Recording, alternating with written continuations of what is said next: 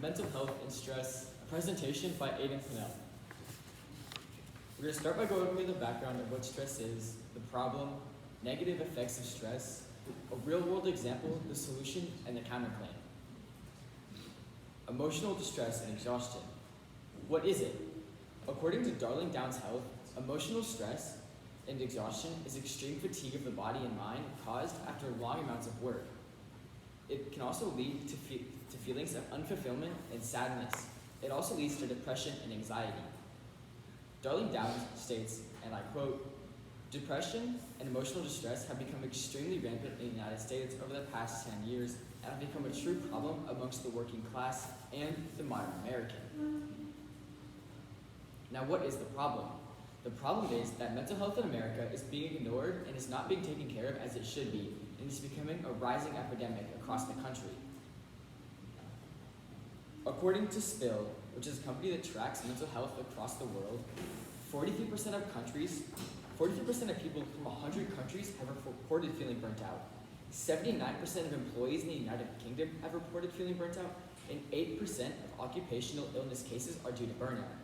These years, in stark contrast compared to 2012, where the rate of burnout in those same 100 countries were only around 22% of people, is rising at an alarming rate. This is also due to the rising rates of stress and depression amongst the working class in the United States. Negative effects of stress. Stress negatively affects all different systems across the body, including the respiratory, cardiovascular, and even the nervous system.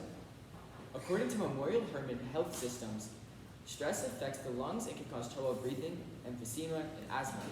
Also, according to University of Rochester Medical Center, emphysema and asthma can also lead to poor blood flow in the heart and increased blood pressure. These increased blood pressure and poor blood flow in the heart can lead to things such as seizures and heart attacks, which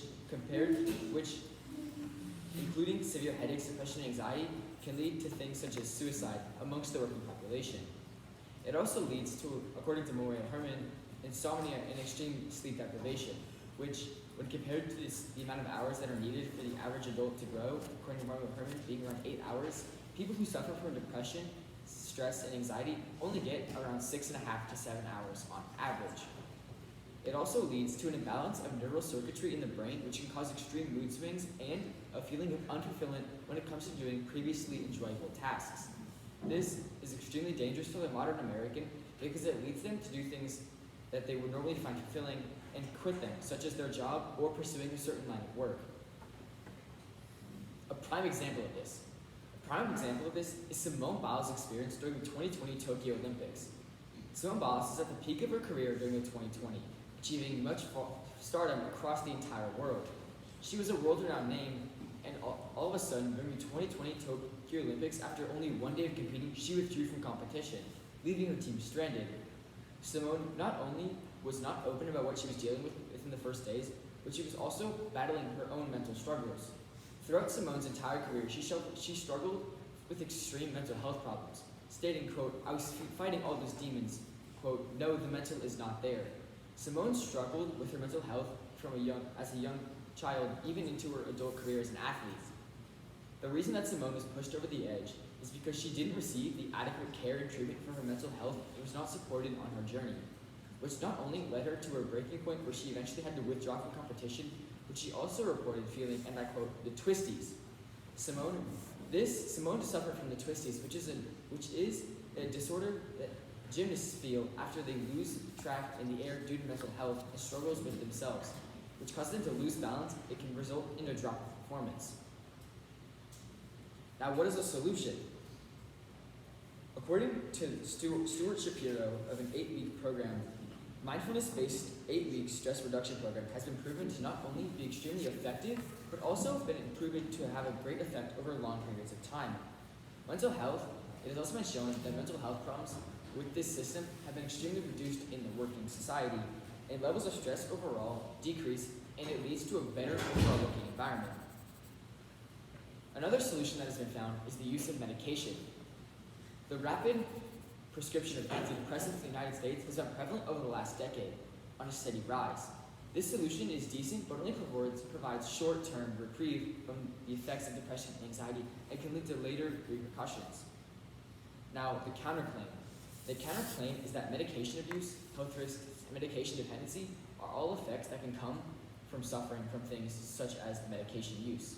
Also, medication can also have sexual problems, weight gain, reduced positive feelings, feeling dependent on the medication, and feeling emotionally numb, as well as just feeling overall emotionally unaware of what's going on in your life. It causes Americans to feel more distant to what they originally found to be extremely fulfilling, which, according to Stuart Shapiro, from the professor of psychology at the University of Ohio State, she states, and I quote, "The use of medications is effective in the short term, but when it comes to using it in the long term, it is extremely ineffective because it can lead to things such as emotional numbness, which in parents is especially dangerous because it can lead to a lack of empathy for their children." Overall, what is the better solution? The better solution is the 8-week mindfulness program. It is more effective in the long term, it has less side effects, and is cheaper for the patient. According to Stuart Shapiro, the 8-week mindfulness program can have effect many years after the fact it's been implemented and used.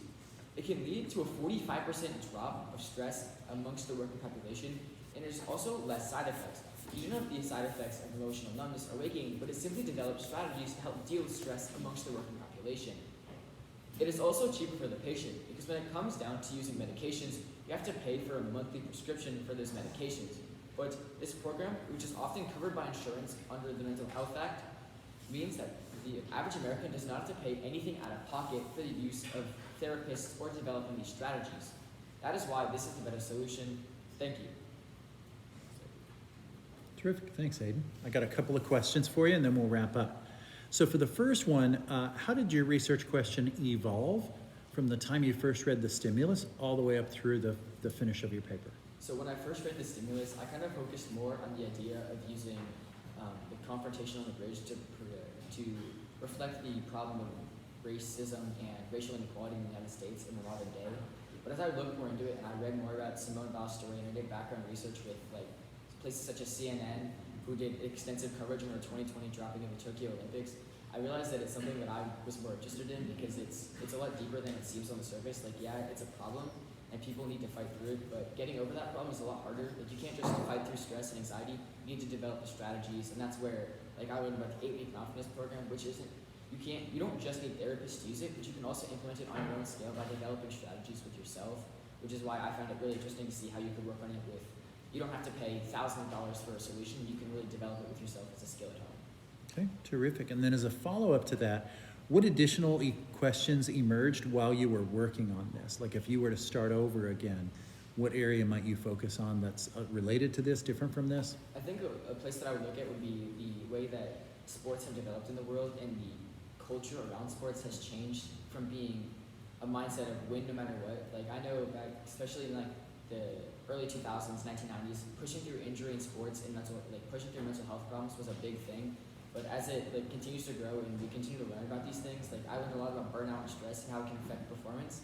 To a point, stress is good, but after you reach that hitting point, it just leads to a straight decline in performance, which I found to be extremely it's really interesting to me to see how something that is perceived as bad can be good to a certain point, and then it becomes straight just detrimental to the performance and the ability for people to function on a normal scale.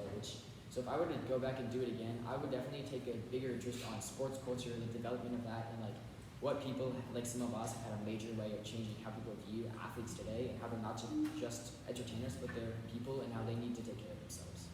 Excellent. Thanks, Aiden.